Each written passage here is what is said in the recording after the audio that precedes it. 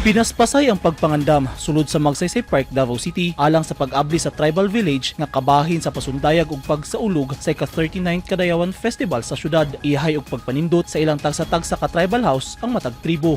Ug mga adlaw abrihan na ang tribal village dinhi sulod sa Magsaysay Park. Busa pinaspasay na ang gihimong renovation o pagpanindot sa mga tribal house sa matag tribu sa syudad.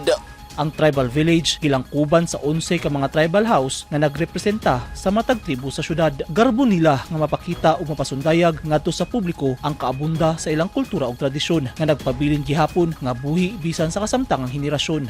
Dagko kayong impact ani kay unang-una, di ba kami mga kagandidi kay na ilhan diri sa tibok Mindanao, Pilipinas actually. So kani ang dagkong impact sa amo kay dagko kay ang katabang ning Kadayawan Festival sa tribu namong kagan. Ang impact sa amo sa pag-open na pod sa Kada, which is ma-feel jud na mo ni kada year nga mag-open ang Kada, which is kanang maka-warm siya heart, like ma-show na mo sa mga Davaoenos and also sa mga turista nga mo bisita kung unsa jud ang naa sa Maranao. Matag tribu dunay ginapasundayag nga klase-klaseng produkto sama sa malong ug mga accessories. Busa excited na ang mga Davaoenyo sa ipahigayon nga mga aktibidad sa Kadayawan Festival.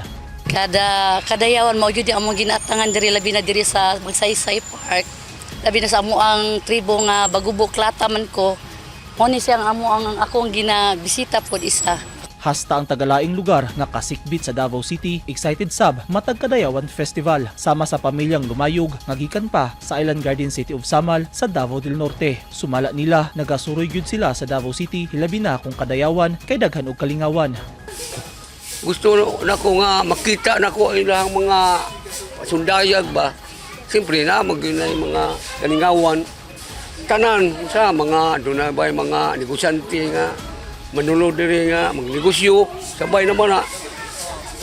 Yes sir, perminte sir. Kuan sir, dagan mga kalingawan sir. Sama sa naandan, gilauman nga dugukon sa mga tawo ang tribal village. Ang Kadayawan Festival giila nga King of Festivals sa tibuok Pilipinas.